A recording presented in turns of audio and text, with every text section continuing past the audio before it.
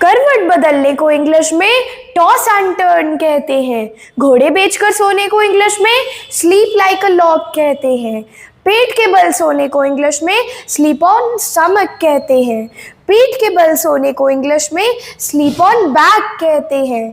खर्राटे लेने को इंग्लिश में स्नोर कहते हैं। बुरा सपने को इंग्लिश में नाइटमेयर कहते हैं।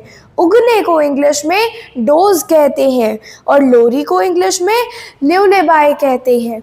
आज पढ़ाई में इतना ही।